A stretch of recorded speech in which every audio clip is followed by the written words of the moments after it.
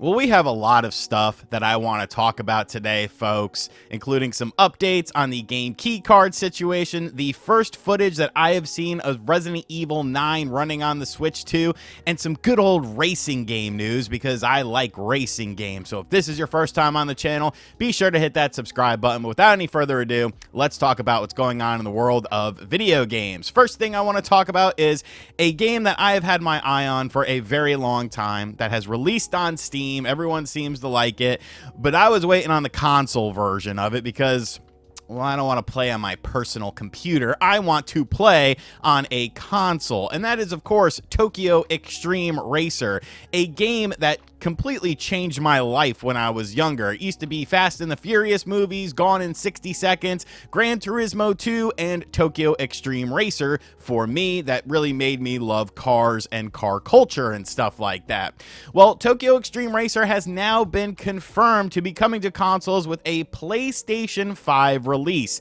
This information is coming to us during Tokyo Game Show, which is currently happening right now. There are multiple days spread out, and a lot of this stuff is actually going to be coming from Tokyo Game Show, but I am absolutely ecstatic for this. Like, I love Tokyo Extreme Racer and Tokyo Extreme Racer 2 and 3, like, so much. I think they're just absolutely fantastic games. Something that was definitely different within the racing sphere, more so focusing on street racing culture than, you know, track racing culture, which at that time was something that was honestly very, very different. So I'm looking forward to this. This is a day one purchase for me on PlayStation 5. Of course, I do have a wheel and a little cockpit for my PlayStation 5, so I will be playing this. You know, couple this with Gran Turismo 7 getting the Spec 3 stuff that we talked about in yesterday's State of Play presentation. If you missed my video on the State of Play, make sure you go watch that. Racing fans are definitely eating good, but that's not where this ends,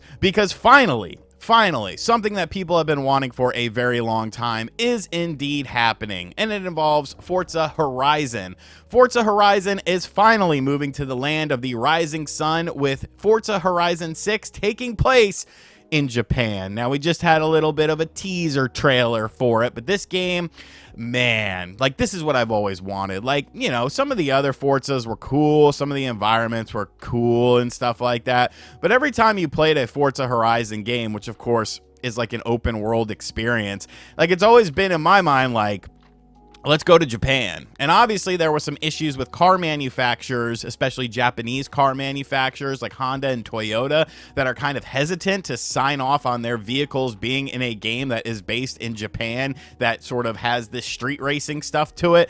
I'm not really sure why, because it does seem like there are exceptions to the rule. But whatever the case may be, they have figured this out, and Forza Horizon 6 will be taking place in Japan. We got this little teaser trailer. It's coming out first for Xbox, and then will be available on the PlayStation 5 at a later date. So that will be a Game Pass day one game. So like I said, dude, Gran Turismo 7 getting a nice content update, Forza Horizon finally moving to Japan, Tokyo Extreme Racer finally coming to consoles. Racing fans, we are eating good. This is a genre that has definitely disappeared in the last 10 plus years or so, and it seemed very stagnant in the racing space. And then you get games that just kind of suck, like the new Test Drive game. Like, what the hell was that crap? Wasn't that supposed to come out on the Switch 1 as well? I guess they quietly canceled that after they absolutely mauled it.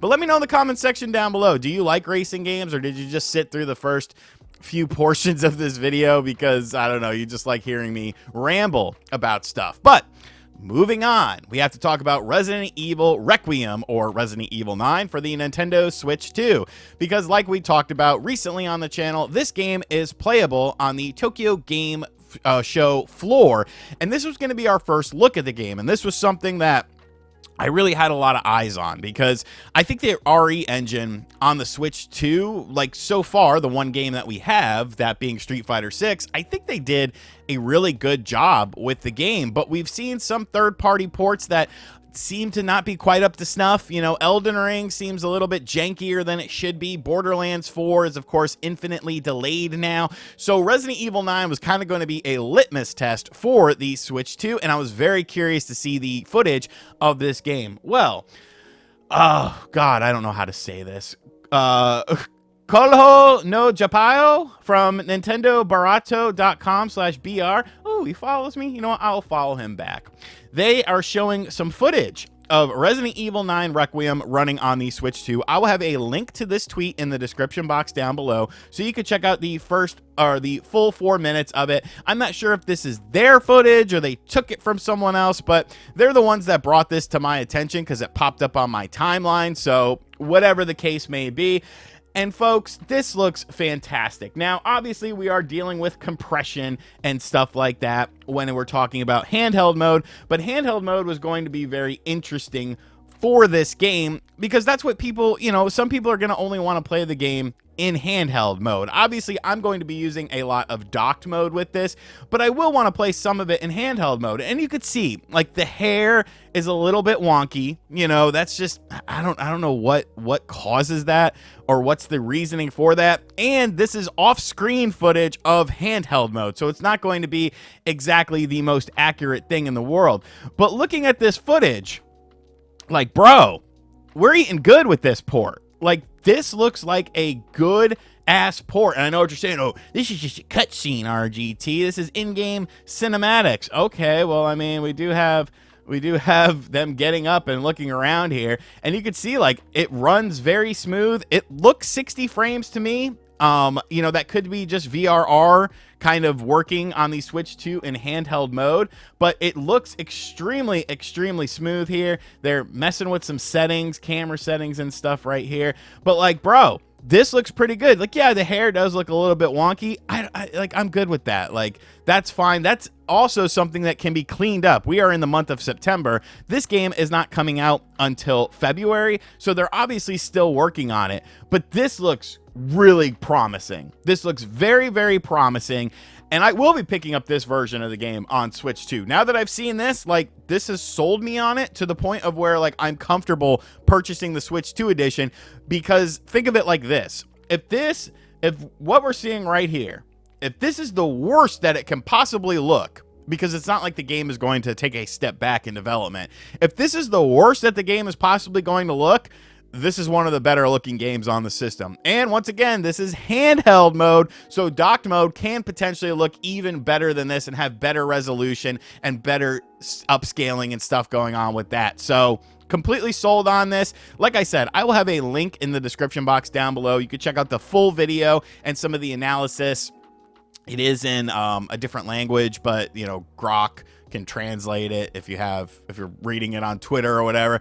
So very promising stuff here. And the final thing we have to talk about, like I said, man, we're talking about a lot of things here, has to do with good old game key cards. And I'm gonna take a swig of my water here, because this is a victory swig of water, because I had so many people and even other content creators that, like, I know that when Ubisoft talked about Star Wars Outlaws and using a game key card for the game because of speed issues, many people automatically assumed, oh, well, it's Ubisoft. They're lying. They just wanted to cheap out. They didn't want to use an actual physical cartridge for Star Wars Outlaws. That's why they used a game key cards. Liar, liar, pants on fire. And all these people thought it was like this big controversy, this big scam. And I'm sitting here like, no, like, there's actual proof that kind of shows you that loading times are quicker when it's on the system reading off of the micro SD express card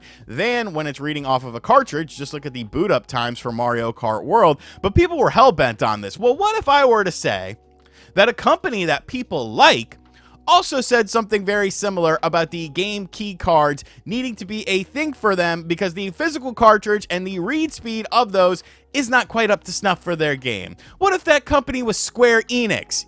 The company everyone loves. Would you believe it then? Because boy, oh boy, do I have something to read to you. So the director of Final Fantasy VII Remake, Mr. Hamaguchi, I'm not going to try to say his first name, recently did an interview talking about game key cards, and this is what was said. I have heard the reaction that the various Nintendo gamers have towards the game key card. I understand where they're coming from, definitely. I can see the things that they are maybe annoyed with, maybe why they don't like it, and I get that. I really do. But certainly, Among developers, the discussion about game keycard format is perhaps a bit different to what the fans may expect. It's always, I think, looked as in terms of memory restrictions. That is an issue. That's not something we can ignore. The fact that the standard cartridge has a smaller memory and we have to work around that. So basically saying, 64 gigabyte cartridge, it's not quite big enough for some of these games, which is always going to be an issue for this unless Nintendo makes a larger cartridge size, like 128 gigs.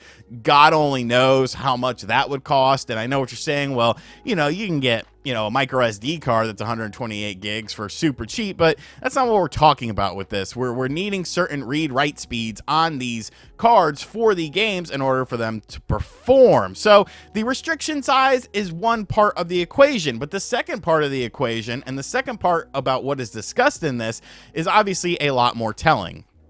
But I think perhaps the biggest issue for developers, certainly for people like us who make high-end HD games, is that the loading speed. Because you compare that to the solid state drive and the speed that you get from loading that, it's going to be inferior to that. It just has to be. That's the way media works physically.